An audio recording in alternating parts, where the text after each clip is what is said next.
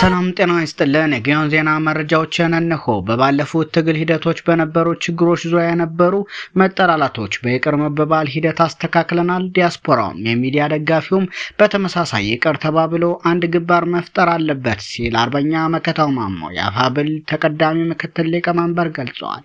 ይህ በእንዲህ እንዳለ 14ኛ ክፍለ ጦር በጠላት ላይ ጥቃት ፈጽሟል። ጥር 14 2018 ዓ.ም የ206ኛ ኮር 14ኛ ክፍለ ጦር 4ኛ ሻለቃ ከቀጋት ተነስቶ ወደ ጎፍጭማ እየተጓዘ በነበረ ግብስብስ የብልጽግና ሰራዊት ላይ ጥቃት ፈጽማለች።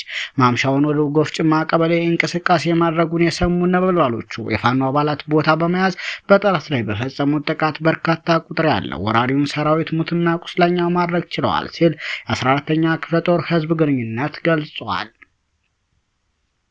እንዲሁ ሁለት የአገዛዙ መከላከያ ሰራዊት አባላት ኮብልለው ፋኖን ተቀላቀሉ። የአብይ አህመድ ስርዓትን የተቃወሙ ሁለት የመከላከያ አባላት ለአፋብኃይል ምስራቅ አማራ ቀጠና ምኒልክ ዕዝ ላስታ ጀነራል አሳምነው ኮር ሜጀር ጀነራል ባንታባታ ክፍለ ጦር በመቄት እጃቸውን ሰጥተዋል። በክፍለ ጦሩ ህግ ክፍለ ጦር ክፍል ኃላፊ አርበኛ አንደበት በየነ አቀባበል የተደረገላቸው የ65ኛ ክፍለ ጦር 5ኛ ሻለቃ የመከላከያ አባላት ለፋኖ እጅ መስጠታቸውንና በተደረገላቸው ደማቅ አቀባበል መደሰታቸውን ገልጸው አብዛኛው ሰራዊት በስርዓቱ እኩይ ተግባር እንደተማረረም ገልጸዋል።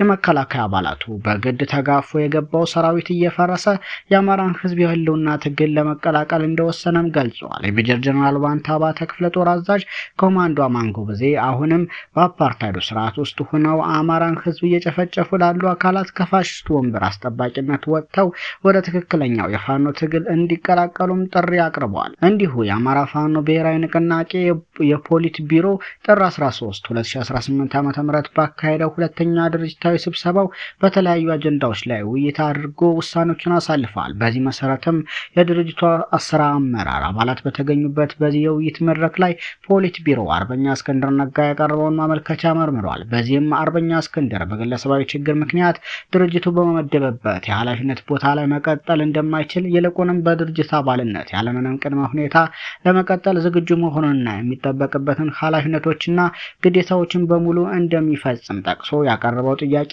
በነጻ ፍቃዱና ፍላጎቱ የቀረበ መሆኑን ፖሊት ቢሮ አረጋግጧል።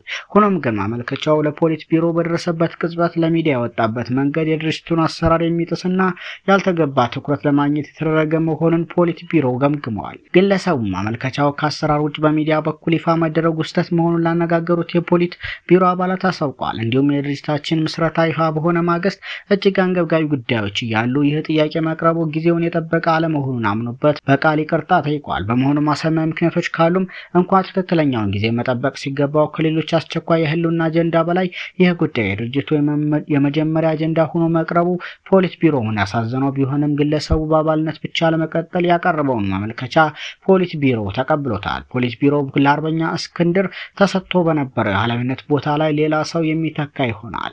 ሌላው የወለጋ ክፍለ ሀገር ፋኖ ቢዛሞ የድርጅቱ መዋቅር አካል የሚሆኑበትን ሁኔታ ላይ ውሳኔ ተላልፏል። ህዝቡ በድርጅቱ ውስጥ የጠቅላላ ጉባኤ፣ ማዕከላዊ ኮሚቴና የስራ አስፈጻሚ እንዲሁም ሌሎች መዋቅሮች ውስጥ ተመጣጣኝና አስፈላጊ ውክልና እንዲኖረውም ወስነዋል።